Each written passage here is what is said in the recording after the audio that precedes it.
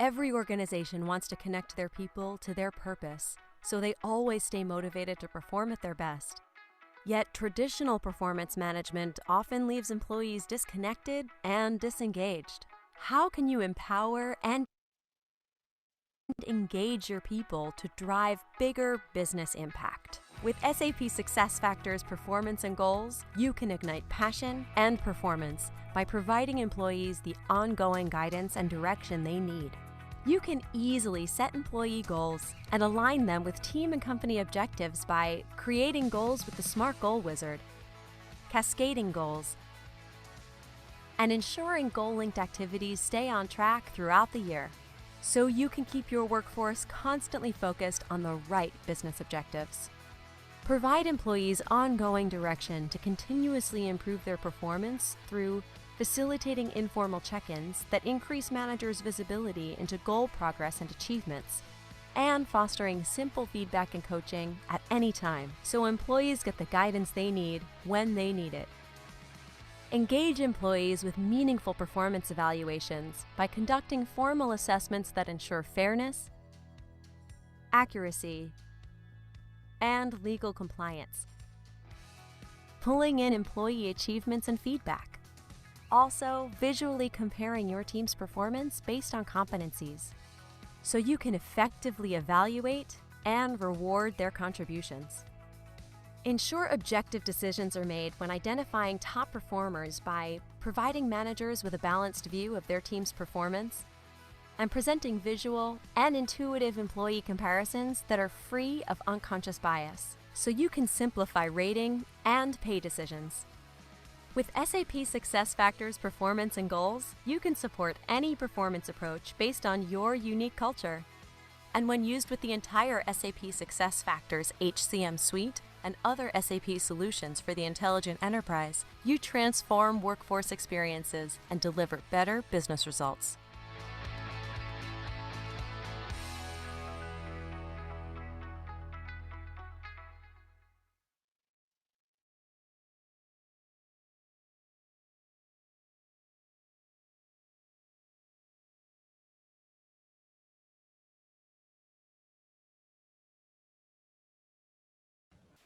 Baik, selamat pagi dan selamat datang kepada semua Bapak dan Ibu peserta webinar. Saya akan mulai sesi hari ini. Saya akan share slide-nya untuk pembukaannya. Oke. Perkenalkan, nama saya Ernita. Saya hari ini mewakili PT Sosius Indonesia dan juga SAP mengucapkan terima kasih kepada Bapak dan Ibu yang sudah bersedia sedikit meluangkan waktunya untuk bisa menghadiri acara kami pada pagi hari ini. Sebelum kita mulai, saya akan coba memberikan sedikit informasi mengenai Sosius, karena mungkin ada sebagian dari peserta webinar hari ini yang belum familiar dengan perusahaan kami. PT Sosius Indonesia adalah penyedia layanan solusi IT berbasis bisnis di Indonesia, dan kami juga adalah termasuk salah satu anak perusahaan dari PT Metrodata Electronics Tbk. Saat ini Sosius memegang status sebagai Platinum Partner dari SAP, yang adalah status tertinggi yang diberikan oleh SAP berdasarkan dari kapasitas kami sebagai partner bisnis terpercaya untuk Anda semua.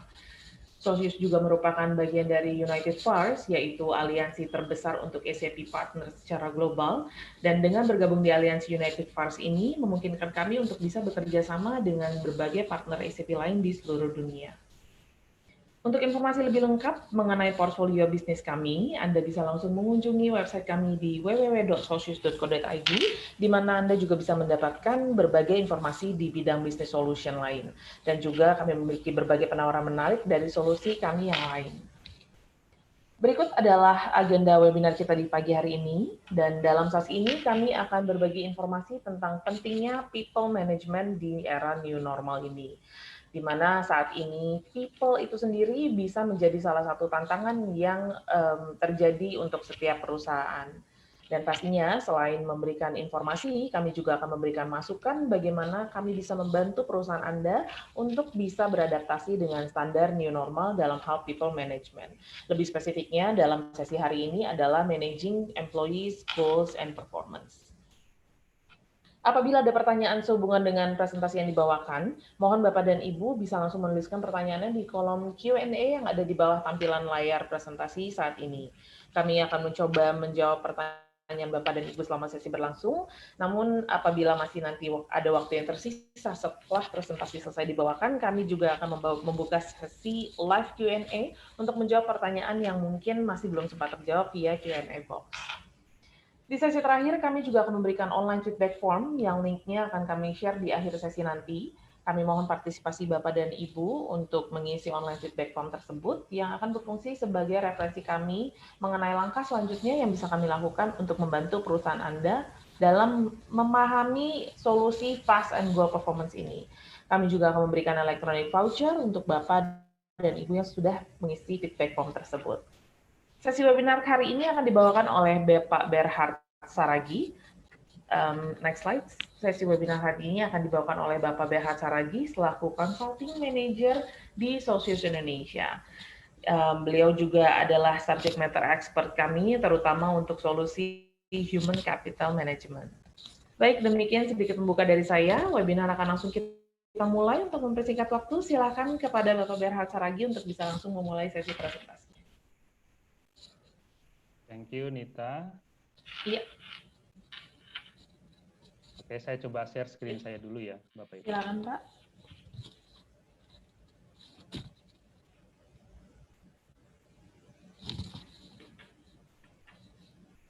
Apakah slide saya sudah terlihat, Nit? Ya, sudah terlihat, Pak. Suaranya juga sudah jelas. Silakan dimulai. Oke, thank you, Nita.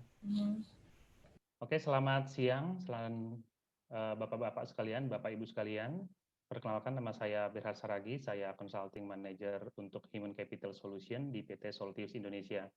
Hari ini topik kita adalah Managing Employees to Perform at their best in the new normal of work. Ya. Jadi bagaimana organisasi bisa memanage performance di era pandemi seperti yang kita alami saat ini, gitu ya. Oke, sebelum kita masuk jump in ke topik kita kali ini, Bapak Ibu sekalian.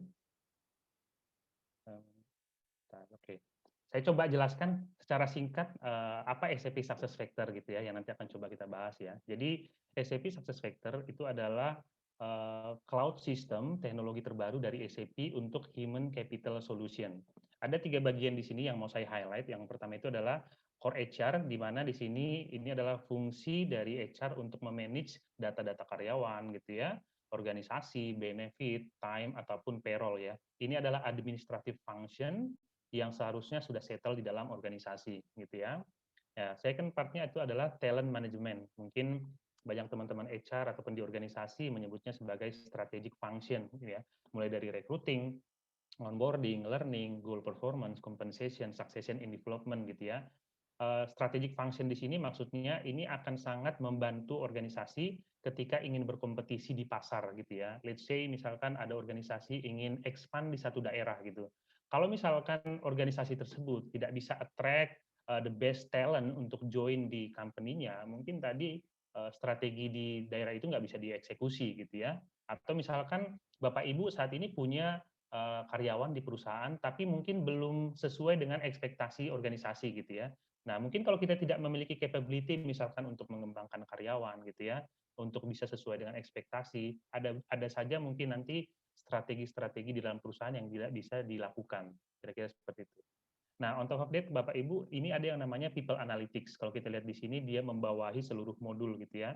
Jadi artinya once analitiknya diactivate, maka modul yang Bapak Ibu miliki nanti akan memiliki analitik di dalamnya. Jadi kalau misalkan saya organisasi Bapak Ibu memiliki goal performance dan analitiknya diactivate, maka analitiknya akan embedded directly di dalam goal performance-nya. Mungkin itu perkenalan singkat tentang SAP Success Factor. Nah, nanti kita akan coba bahas into detail tentang performance and goals ya. Ini salah satu the hottest modul di SAP Success Factor, Bapak Ibu sekalian. Oke, kita jamin ke topik kita kali ini gitu ya. Kita coba mulai dari report dari HCM Technology Report ya tahun 2020 tentang HR top concern di tengah pandemi seperti saat ini gitu ya. Kalau kita lihat dari angka statistik ini menunjukkan bahwa 56% organisasi itu concern terhadap bagaimana memotivasi dan membuat karyawan itu engage di dalam organisasi gitu ya. Kemudian 56% juga concern terhadap bagaimana menginformasikan informasi dari organisasi ke karyawan dengan lebih jelas. Karena kita tahu saat ini karyawan juga tidak berada di satu tempat gitu ya, mungkin bekerja secara remote. Artinya menginformasikan ke satu tempat, di satu ruangan, itu akan sangat berbeda dan sangat challenging kalau misalkan karyawannya tidak berada di satu tempat, berbeda ruang dan waktu gitu ya. Kemudian concern selanjutnya itu adalah organisasi juga sangat concern terhadap managing employee stress gitu ya. Kalau kita lihat dengan kondisi working remotely gitu ya, waktu pribadi dengan waktu kerja itu sudah sangat tipis perbedaannya gitu ya. Mungkin Bapak Ibu merasakan bagaimana Bapak Ibu lagi online meeting di kantor, tapi di saat bersamaan mungkin Bapak Ibu harus membantu anak Bapak Ibu yang lagi online schooling misalkan ya. Ataupun mungkin kita udah after office hour, tapi Bapak Ibu masih tetap kerja juga gitu ya. Jadi ini akan membuat karyawan juga menjadi stres juga, tingkat stresnya akan semakin tinggi. Ketika tingkat stres semakin tinggi, ya ini harus diperhatikan oleh organisasi.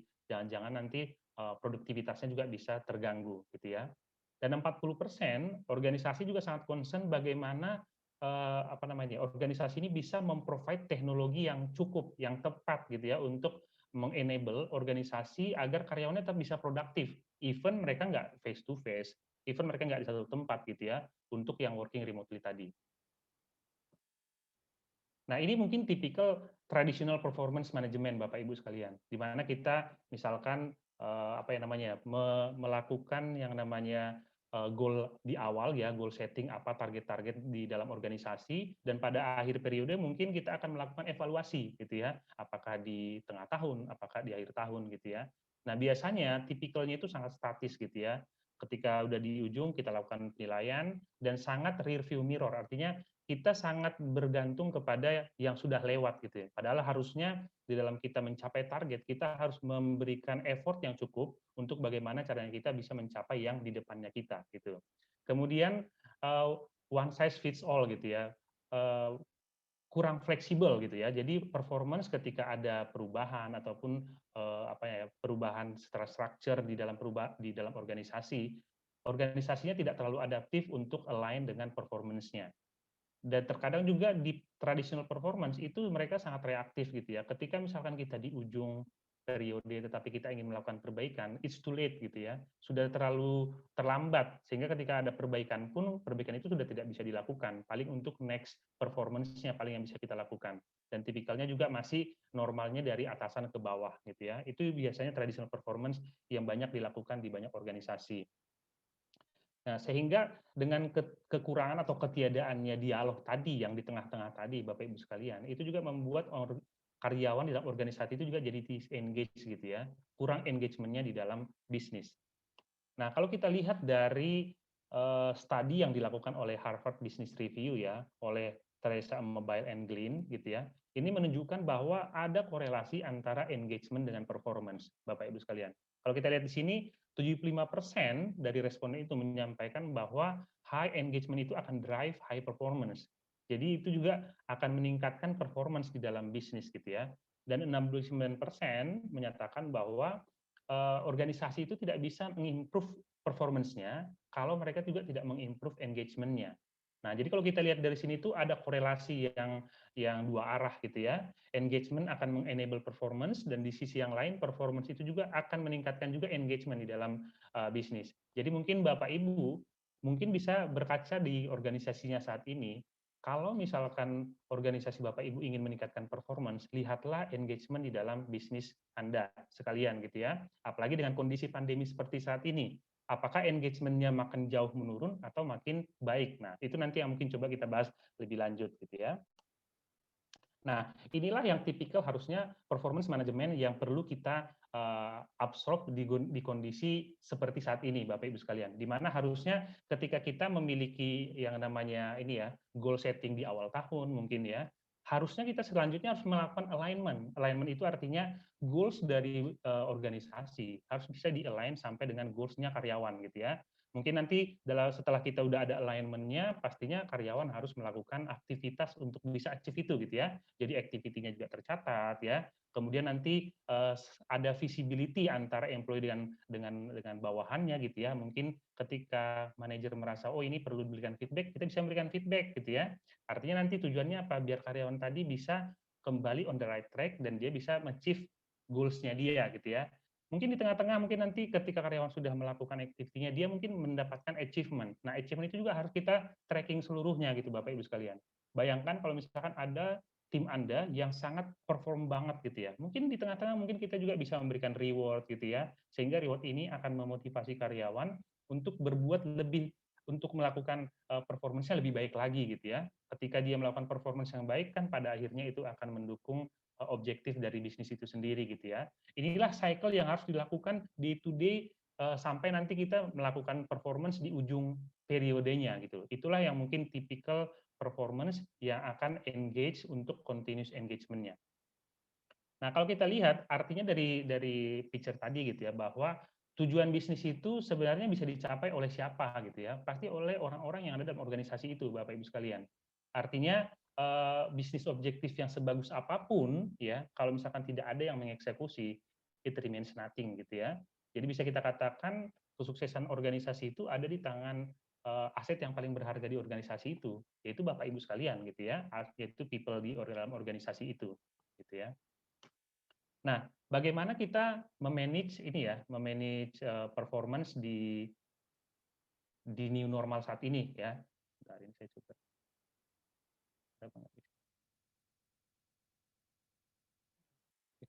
Oke, bagaimana kita memanage performance di new normal ya Bapak Ibu sekalian ya.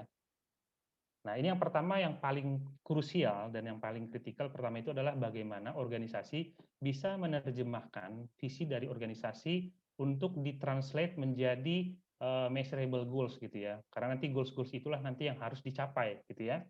Kemudian setelah kita mentranslate visi dari organisasi menjadi goals yang bisa diukur tadi ya, itu harus kita linkkan ke karyawan. Sehingga nanti karyawan juga akan memiliki pemahaman yang clear terkait kemana direction dari organisasi kita gitu ya. Berarti setelah kita tadi udah membuat mengalign tujuan bisnis tadi sampai ke karyawan, udah oke tuh ya. Pastinya kan selanjutnya kan kita harus melakukan monitoring ya Bapak Ibu sekalian ya.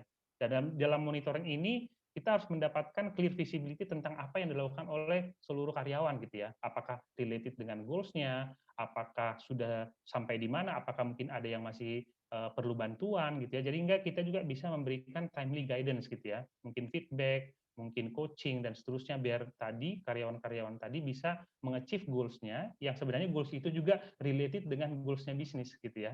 Jadi itu yang harus di manage oleh ya, organisasi yang pada akhirnya pasti kita akan melakukan assessment ya. Ketika kita melakukan assessment ini kita harus lihat bahwa yang tadi seluruh seluruh track record yang tadi udah kita buat itu nanti akan kita bawakan sehingga nanti pada saat melakukan assessment kita bisa melakukan evaluasi dengan baik dan kita bisa menentukan nanti decision untuk talent yang ada di dalam organisasi kita. Nah, kalau kita berbicara tentang new normal, maka Bapak Ibu harus bisa mengenable yang tadi ini, yang tadi kita sudah jelaskan ini, menggunakan teknologi. Jadi Bapak Ibu bisa berkaca dulu di organisasi Bapak Ibu, apakah organisasi Bapak Ibu sudah dibekali dengan kemampuan teknologi untuk melakukan ini semua yang lagi kita jelaskan. Karena kondisinya saat ini kita tidak dalam kondisi ideal gitu ya. Kondisinya banyak karyawan yang bekerja secara remotely dan kita juga tetap harus manage performance-nya mereka karena performance mereka inilah yang nanti akan menjadi dasar untuk performance bisnis itu sendiri gitu ya. Nah, ini saya ada satu ilustrasi yang sangat align dengan bagaimana kita men-translate corporate vision itu sampai ke employee gitu ya. Ini adalah gambar dari Neil Armstrong ketika dia mendarat di bulan gitu ya. Nah, ini ada cerita di balik ini, di mana ketika Presiden Kennedy mengunjungi NASA gitu ya, dia ketemu sama janitor gitu ya, tukang bersih-bersih gitu Bapak Ibu ya. Dia tanya, apa yang Anda lakukan di NASA gitu ya. Nah, jawaban dari si janitor ini sangat surprising juga gitu ya. Dia menjawab gini, I'm helping put a man on the moon gitu ya. Jadi bayangkan dia aja sudah punya menyelaraskan kerjaan dia dengan visi tadi gitu ya. Bahwa dia sebenarnya membantu orang untuk membuat ada orang bisa mendarat di bulan gitu loh.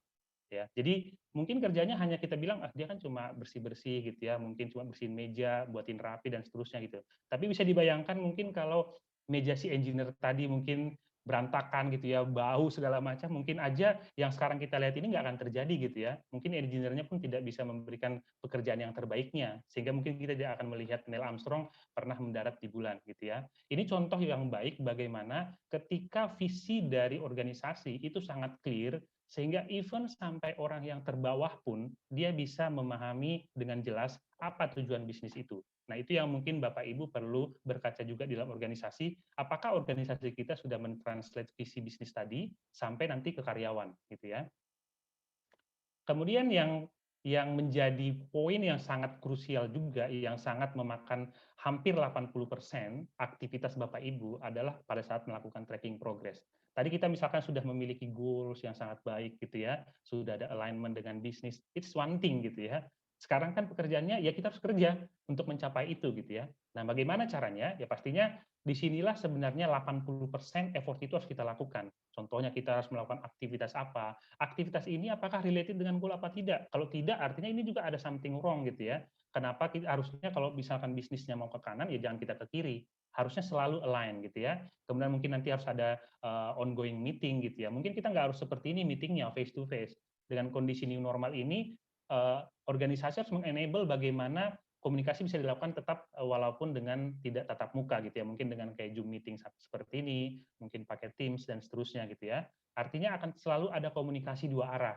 Jadi karyawan bisa mengupdate aktivitinya apa, nanti mungkin manajer bisa memberikan feedback ketika misalkan melihat bahwa aktiviti itu perlu masukan, sehingga nanti selalu ada komunikasi, ada nanti kita bisa track record apa achievement-nya gitu ya, dan ini akan berputar terus, cycle terus gitu loh. Bayangkan kalau ini kita lakukan dari misalkan Februari sampai November, harapannya kan ini kan effort kita ini maksimal kita lakukan sehingga tadi harapannya nanti di ujung evaluasinya bisa dilakukan dengan baik gitu ya. Karena nantinya pastinya tracking progress kita ini kan based on tadi goals yang sudah baik gitu ya. Nanti hasil dari tracking progress ini semua itu harus kita bawakan ke performance evaluation. Nah, disinilah nanti yang menariknya bagaimana kalau ada sistem Bapak Ibu yang bisa menggabungkan ini semua terintegrasi sehingga seluruh evidence-nya pun kita bisa dapatkan. Sehingga nanti dalam melakukan evaluasi kita bisa lebih objektif gitu ya. Nah, ini ada juga kalau kita lihat dari riset dari Gallup gitu ya, yang menunjukkan bahwa dengan kondisi orang bekerja secara remote saat ini gitu ya, itu juga akan menjadi challenging buat organisasi untuk menentukan apakah karyawannya akan engage atau malah disengage gitu ya. Nah, itu juga nanti depend on bagaimana si atasan mereka itu menghandle hal tersebut gitu. Nah, kalau kita lihat dari riset ini membuktikan bahwa kalau misalkan mereka ongoing communication-nya dilakukan sangat jarang gitu ya, itu juga engagement-nya akan rendah. Tapi kalau kita lihat di sini, kalau misalkan engagement-nya itu dilakukannya lebih sering gitu ya, apalagi misalkan per minggu beberapa kali gitu ya, Bapak Ibu bisa lihat nih, yang hijau ini gitu ya, orang yang remotely kerjaan itu even 80-100%, itu malah engagement-nya jadi lebih tinggi. Nah, mungkin ini harus menjadi insight buat kita, bagaimana kita bisa meningkatkan engagement di dalam organisasi kita saat ini, di tengah new normal, dengan cara ya tadi meningkatkan frekuensi kita untuk berkomunikasi dengan karyawan kita gitu ya. Mungkin mereka ada masalah, kita bisa memberikan feedback, kita bisa memberikan masukan-masukan, coaching, development dan seterusnya agar karyawan bisa mengachieve target yang sudah di set up di awal tahun tadi. Oke, nah pada akhirnya pasti kita akan melakukan namanya performance evaluation gitu, assessment gitu ya. Nah, dengan tadi evidence yang tadi, harusnya itu bisa membuat mengenable para atasan tadi ketika dalam melakukan penilaian harusnya menilai secara akurat dan objektif lah gitu ya. Jangan lagi menggunakan subjektivitas karena saya suka dia, saya nggak suka dia gitu ya. Seluruh evidence-nya sudah ada kok gitu. Saya nggak perlu ingat-ingat lagi Januari kemarin dia melakukan apa gitu ya. Seluruh evidence-nya ada di dalam sistem. Nah, itu yang harusnya membantu organisasi bisa melakukan penilaian dengan objektif. Kemudian nanti kita juga bisa mengidentifikasi siapa sebenarnya performer di organisasi kita, siapa top performernya, siapa low performernya gitu ya. Sehingga nanti dari situ nanti kita bisa mendapatkan performance yang insight yang lebih komprehensif. Contoh, kalau orang yang top performer harusnya kan next-nya kan mungkin kita akan memberikan reward gitu ya, mungkin salary increase ataupun bonus gitu ya. Karena kalau misalkan kita tidak memanage itu juga nanti akan berdampak kepada bisnis. Contoh, top performernya Anda misalkan tidak di-manage. Misalkan dia merasa sepertinya dia udah berjuang begitu keras, tapi ternyata penghargaannya sama dengan orang yang tidak perform. Artinya kan dia terdemotivasi, dia leaving the company, ujung-ujungnya top performer leaving company itu akan impact terhadap productivity perusahaan juga, gitu ya. Nah, kira-kira itu gambaran yang saya coba sampaikan bahwa bagaimana kira-kira SAP Success Factor yang akan coba kita tunjukkan di sini, Bapak Ibu, bisa tadi mengenable organisasi untuk melakukan tadi ya fungsi-fungsi mulai dari setting goals tadi gitu ya, kemudian tadi bagaimana kita manage and tracking seluruh goals-nya tadi di tengah-tengah tadi yang 80% tadi sampai nanti melakukan evaluasi gitu ya. Nah, mungkin ini saya coba demokan secara singkat bagaimana SAP Success Factor cloud system terbaru dari SAP bisa membantu Bapak Ibu di tengah pandemi saat ini memanage performance karyawan untuk tetap mereka bisa lakukan yang terbaik ya. Mungkin saya jump in ke demo sistem dulu. Oke. Ini saya coba login sebagai seorang atasan gitu ya. Misal ini saya masuk sebagai seorang atasan. Nah, ini tampilan dari SAP Success Factor Bapak Ibu sekalian ya. Ini tampilan awalnya. Nah, ini banyak tile di sini. Tile-tile ini adalah based on juga apa modul yang diaktifkan gitu ya. Misalkan ini kalau ada modul performance-nya nanti kita bisa review performance dari sini. Kita bisa melihat tim, mungkin kita bisa buatkan dashboard gitu ya. Banyak hal bisa dimasukin nanti di homepage-nya gitu ya. Ini di dashboard tentang goal performance juga sudah ada gitu ya. Nah, kita mulai dari yang pertama itu tentang goal performance. Nah, tadi kita sampaikan bahwa dengan capability goals ini harusnya organisasi itu bisa membuat goals yang baik lah gitu ya, yang tadi bisa mentranslate antara corporate vision sampai ke karyawan gitu ya. Nah, yang pertama itu saya mau coba tunjukin bagaimana kita bisa membuat goal dengan sangat simple di dalam organisasi gitu ya. Misal ini kita bisa buatkan goal, goal-nya ini bisa berdasarkan personal goal ataupun bisa menggunakan library goal. Kalau misalkan personal goal ini kita buat dari scratch gitu ya, kosongan kita bisa isi.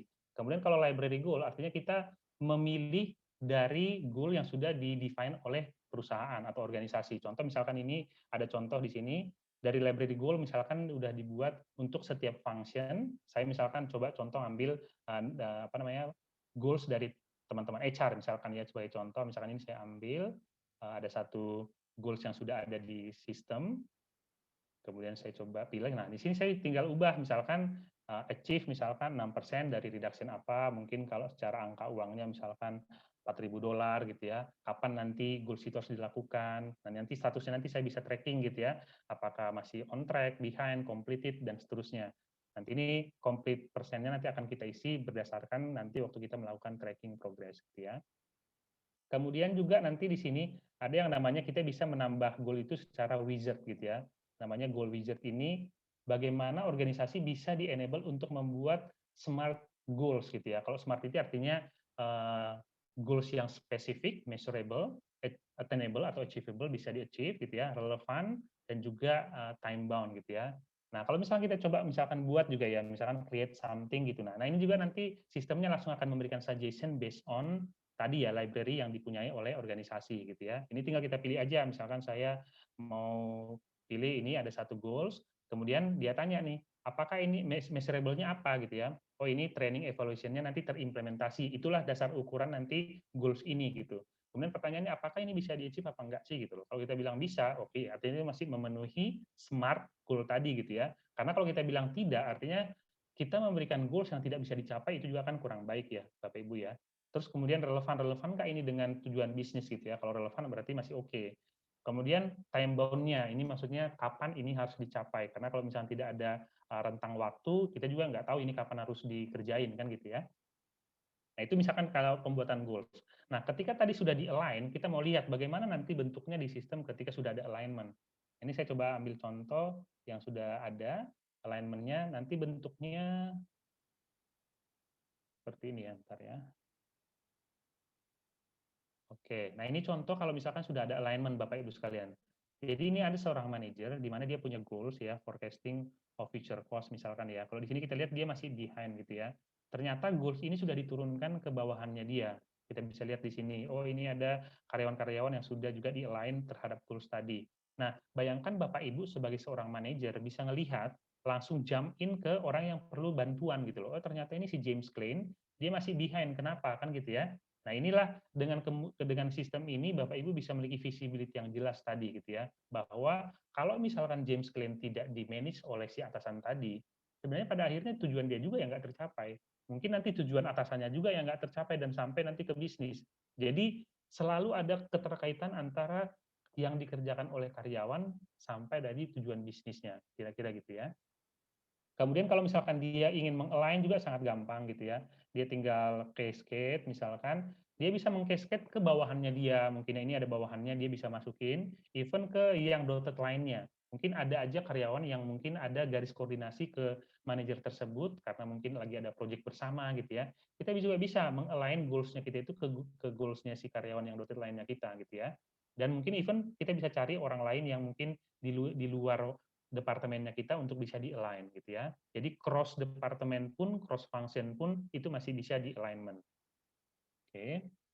Nah, itu kira-kira dari sisi goals. Artinya ketika organisasi bisa meng-enable goals yang baik, nah itu udah satu starting point yang bagus tuh. Dan ini kan tadi ya, dengan capability system ini nggak harus bertatap muka. Ini bisa kita lakukan dari manapun, kapanpun ya. Even menggunakan mobile gitu ya.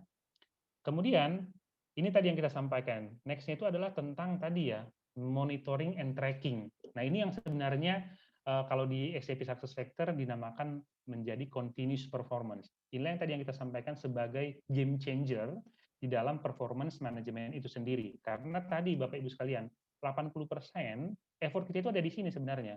Karena nanti kan evaluasi kan di ujung periode ya. Nah, di sini nanti kita bisa manage ya, contoh misalkan ini seorang atasan dia bisa melihat apa saja aktivitasnya dia, kemudian dia apa aja achievement-nya dia gitu ya, misalkan dia dengan atasannya. Tapi seorang atasan pun dia bisa melihat bawahannya dia, contoh ini tadi ya, kan si Jevil tadi di sini, dia tadi bisa melihat, oh ini ada bawahannya, misalkan Jada Baker contoh ya.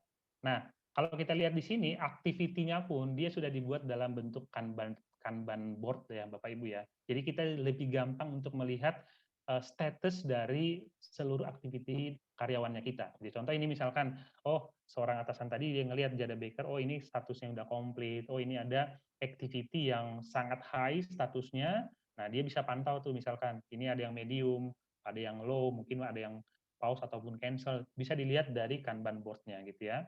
Kemudian seorang manajer juga bisa jump in langsung ke activity-nya, dia bisa lihat seperti ini, dan dia bisa kasih komen gitu ya. Jadi komennya juga dua arah Bapak Ibu sekalian. Contohnya misalkan oh ini apa status activity-nya, kemudian tadi ya activity harusnya juga di-link-kan ke goals. Nah, ini kalau Bapak Ibu lihat, ini dia link ke goals-nya. Nah, artinya kan activity-nya kita harus related dengan apa yang harus diharapkan oleh organisasinya kita gitu ya. Kemudian tadi yang menarik tadi tuh ya, komunikasinya juga terjadi dua arah, si atasan bisa memberikan feedback, komen, nanti si bawahan juga bisa memberikan respon juga. Jadi ini bisa dilakukan dari manapun, kapanpun ya.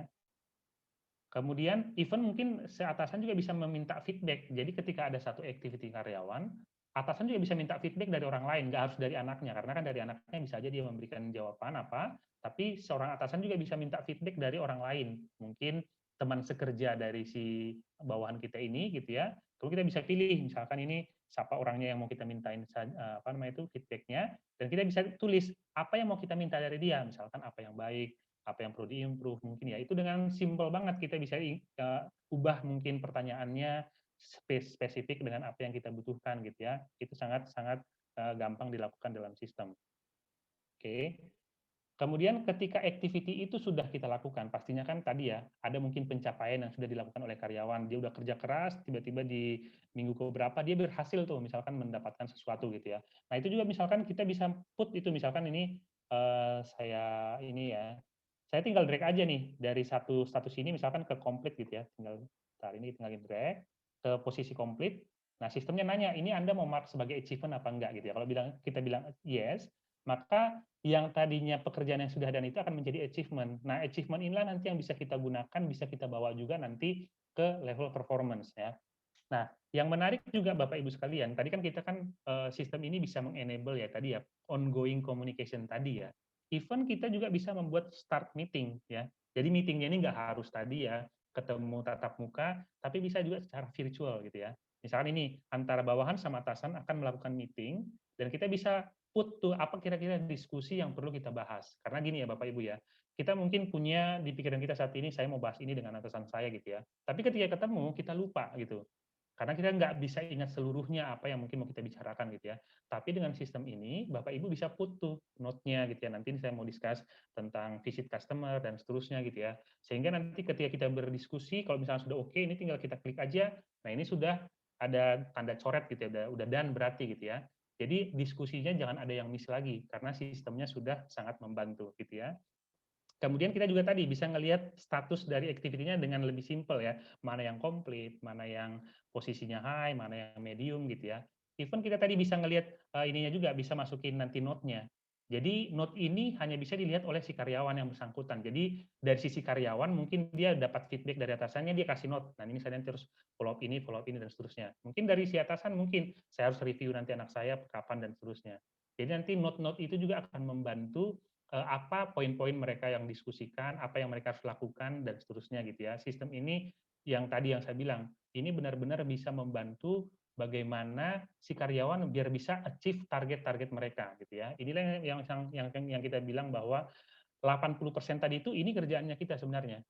Jadi diharapkan ketika ini bisa dilakukan sangat intens gitu ya, ya harapannya goals-nya organisasi bisa optimal lah dicapai ya. Mungkin banyak ya tahun 2020 banyak target-target perusahaan yang mungkin masih miss gitu ya. Tapi minimal kita bisa memaksimalkan seoptimal mungkin, sekuat tenaga di posisi yang terbaiknya, kira-kira gitu. Itu untuk yang continuous performance ya. Nah, terakhir kita misalkan masuk ke performance Bapak Ibu sekalian. Ya. Ya ini tadi kita bilang, karena sistemnya ini integrated gitu ya, jadi dari goals tadi yang baik tadi, kemudian kita bisa monitoring seluruhnya dari tadi CPM tadi, continuous performance, nanti pada akhirnya itu juga akan ketarik sampai performance. Jadi seluruhnya align ya, seamless gitu ya. Misalnya saya coba buka ada satu karyawan namanya Jada ya.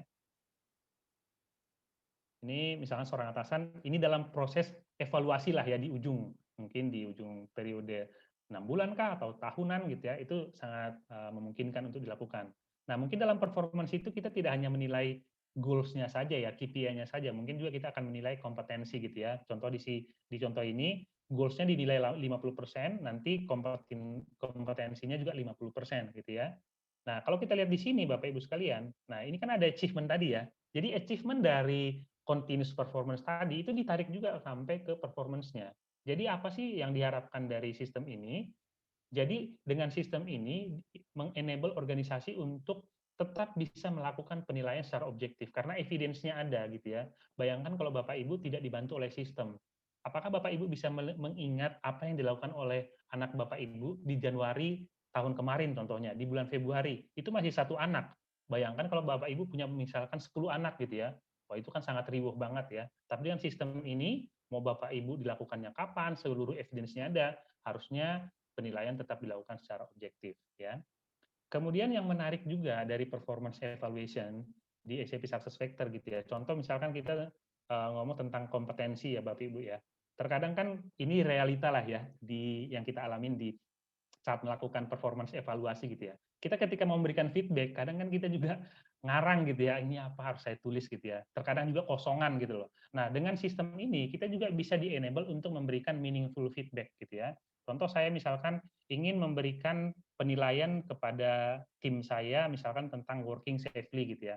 Nah, karyawan si atasan itu bisa dibekali dengan kemampuan rating assistant tadi. Contoh, misalkan kompetensinya karyawannya sangat bagus ya, exit gitu ya, bisa yang perlu improve, apakah dia sudah meet, ataupun misalkan dia sudah over qualify lah gitu ya. Nah, kita bisa memberikan describe behavior-nya atau kita bisa give advice. Contoh saya misalkan mau give advice ya ke karyawan ini ya. Misalkan dia never take safety risk gitu ya. Artinya gini, si karyawan ini nggak pernah ngambil risk yang aman gitu. Dia orangnya risk taker lah gitu ya. Nah ini kan pujian sebenarnya ya. Mudah-mudahan kalau misalnya kita place nanti ini, nah kita masih bisa ubah-ubah nih. Minimal kita punya apa ya, punya masukan untuk bisa memberikan feedback yang memberikan motivasi lah ke karyawan kita. Kira-kira seperti itu. Nanti kita juga bisa melihat nanti ya, contoh ini kan ada yang merah, ada yang hijau gitu ya. Artinya kalau yang merah ini, si karyawan menilai dirinya lebih tinggi, tapi kalau misalkan yang hijau, si atasan memberikan nilai yang lebih tinggi dari nilai karyawan. Gitu ya. Ini nanti kita bisa cekin dari sini. Oke, nanti ini mana yang item-item yang dinilai lebih tinggi untuk si anaknya, mana si anaknya menilai dirinya lebih tinggi. Nanti kita bisa lihat ya. Nah, kemudian berarti tadi kan sistem ini sudah membekali bagaimana organisasi bisa menilai secara objektif gitu ya. Tapi realitanya nggak seperti itu juga Bapak Ibu sekalian. Terkadang ada juga manajer-manajer yang misalkan ya, dia royal banget gitu ya, anaknya bagus banget semua. Tapi ketika dilihat impact-nya terhadap bisnis juga nggak banyak-banyak banget gitu loh. Tapi ada juga atasan yang sangat pelit banget menilai gitu loh. Anaknya bagus-bagus sebenarnya, tapi dia nilainya jelek bilang gitu ya.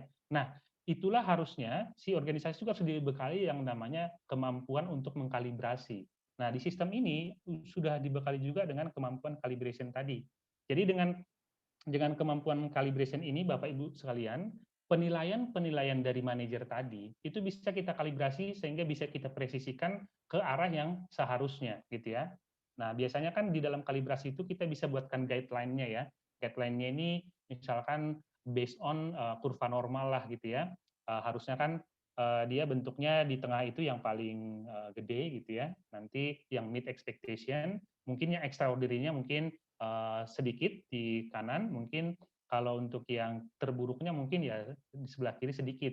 Kalau misalkan kurvanya nanti actual-nya rata kiri, berarti kan itu juga kan artinya karyawannya banyak yang kurang bagus kan gitu ya, atau misalkan terlalu ke rata kanan semua, itu juga akan bermasalah. Karena misalkan nanti performance kan pada akhirnya kan kita akan korelasikan terhadap rewarding gitu ya. Contoh bonus misalkan. Kalau seluruhnya karyawan di seluruhnya top performer, ya bisa-bisa juga nanti budgetnya nggak cukup gitu ya. Nah, kita juga harus bisa membuat penilaian yang sudah dilakukan oleh atasan-atasan tadi itu bisa kita kalibrasi lagi sehingga bisa kita sesuaikan dengan ekspektasi guideline-nya kita seperti apa gitu ya.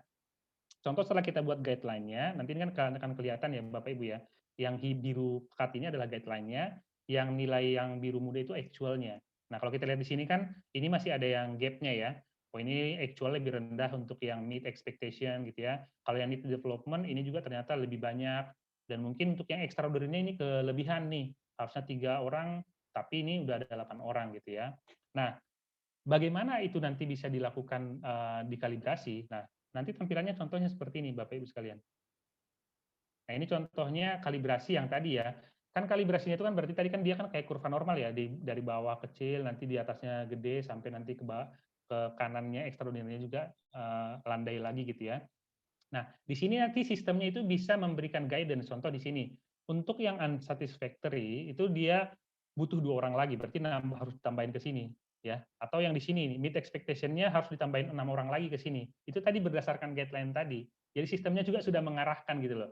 Nah, yang menarik di sini nih, ada 5 orang, yang di mana 5 orang di extraordinary ini ada 5 orang kelebihan nih. Berarti ini banyak nih manajer-manajer yang merasa anaknya terbaik nih. Nah, biasanya dengan kemampuan kalibrasi ini, si HR itu nanti akan diberikan capability untuk menjadi facilitator yang netral, Bapak Ibu sekalian. Jadi HR itu nanti akan menjadi facilitator netral yang menggabungkan tadi seluruh atasan-atasan orang ini, kemudian digabungkan di satu sesi dan nanti didiskusikan.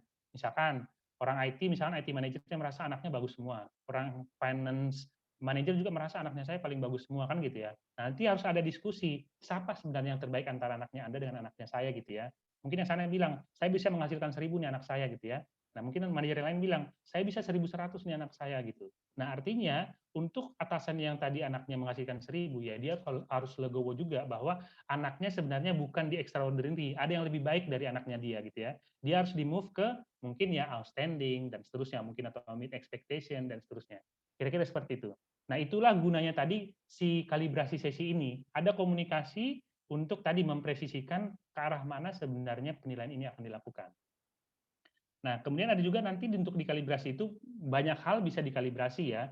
Misalkan tadi performance dibandingkan dengan salary contohnya. Bisa aja nanti performance dibandingkan dengan impact of living dan seterusnya. Itu juga bisa dibuatkan sedemikian rupa nanti di 9box-nya. Nanti Bapak Ibu bisa menyesuaikan apa data-data yang ingin dimasukin gitu ya.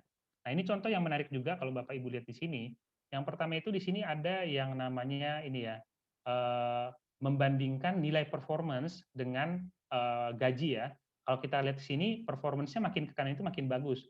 Tapi kalau gaji makin ke atas itu makin tinggi gitu ya. Kalau kita lihat di sini ada nih orang yang dia performance-nya jelek tapi gajinya tinggi.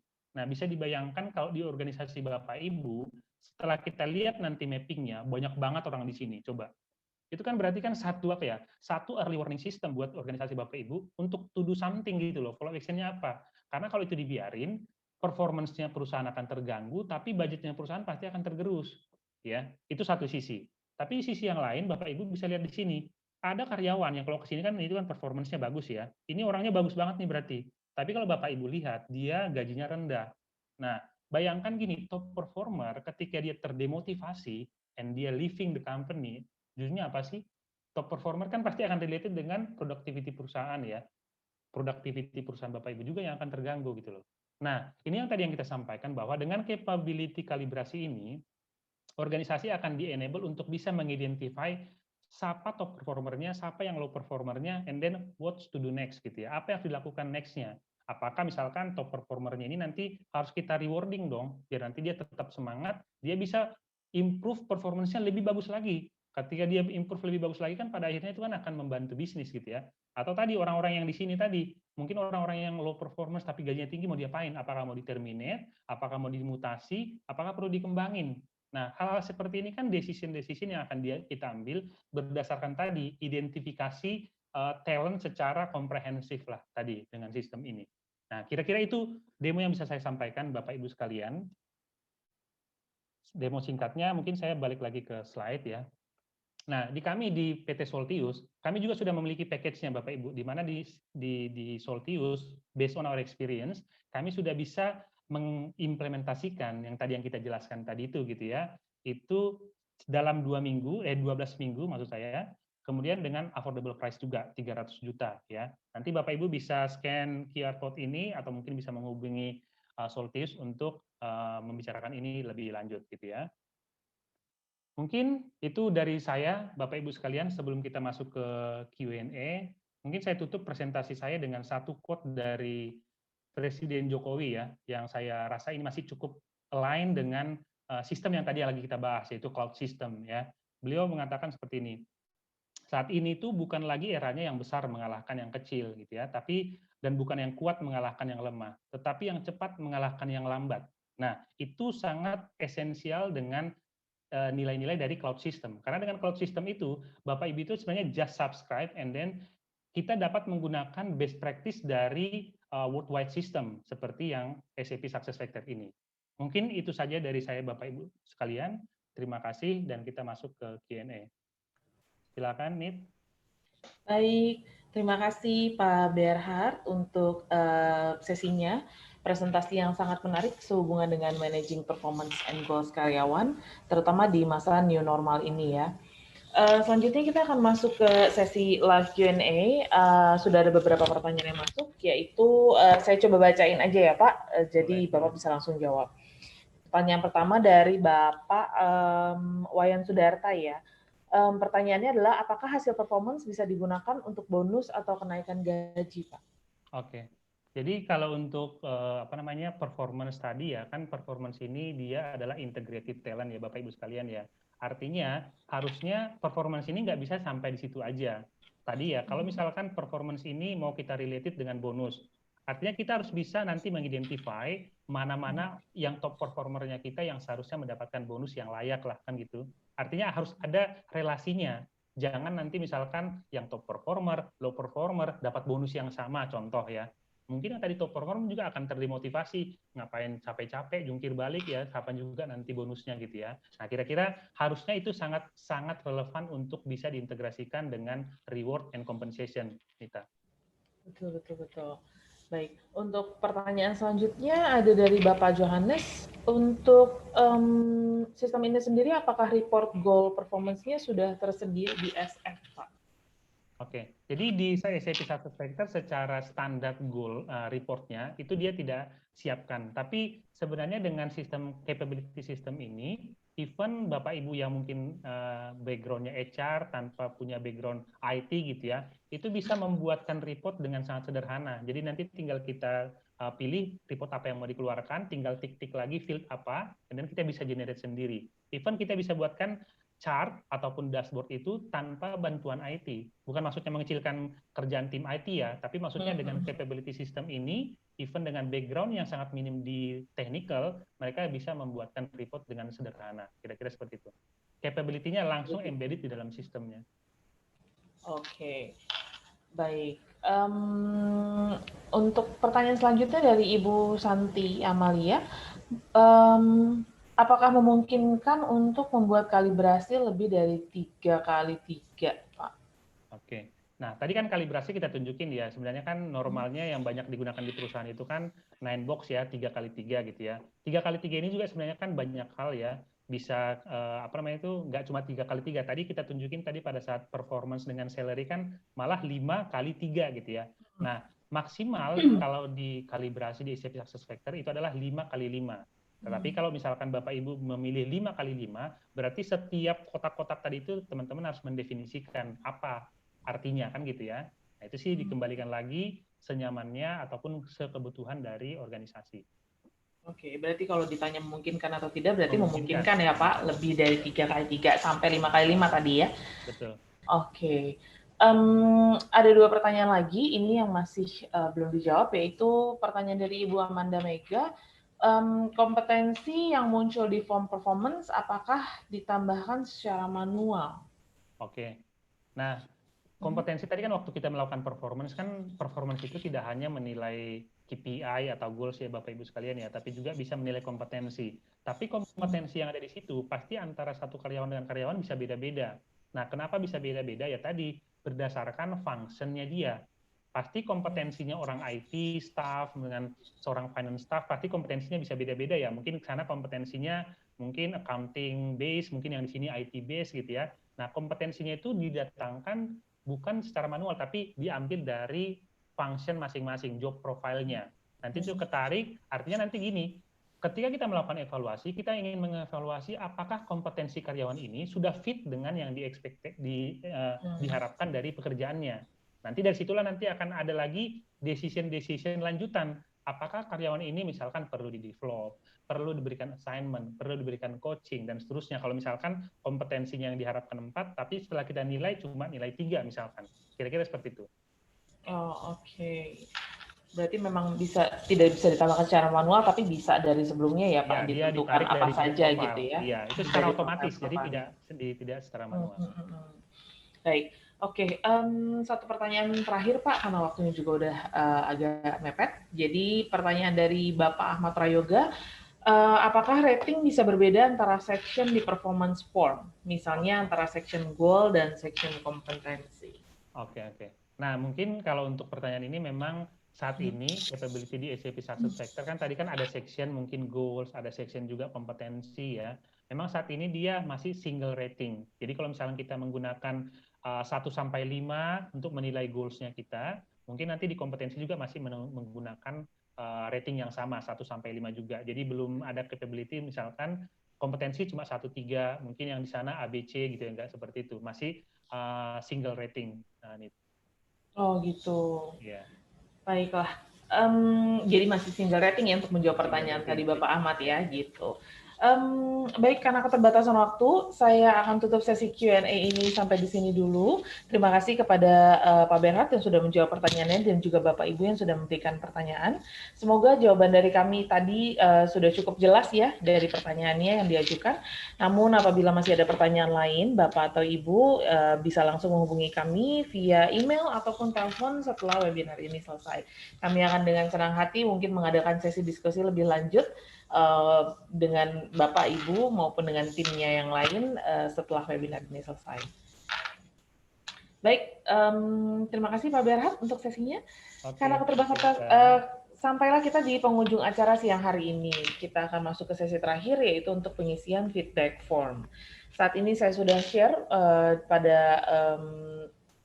pada layar untuk link online feedback formnya.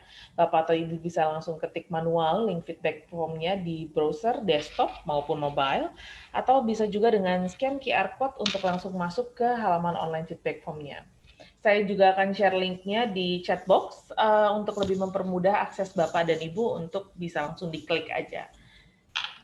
Pastikan Bapak dan Ibu sudah mengisi feedback form dengan benar, karena kami juga akan memberikan e-voucher sebagai rasa terima kasih kami kepada Bapak dan Ibu yang sudah meluangkan sedikit waktunya untuk bisa hadir pada webinar kami di siang hari ini. E-voucher tersebut akan kami proses dalam waktu 1-2 hari ke depan.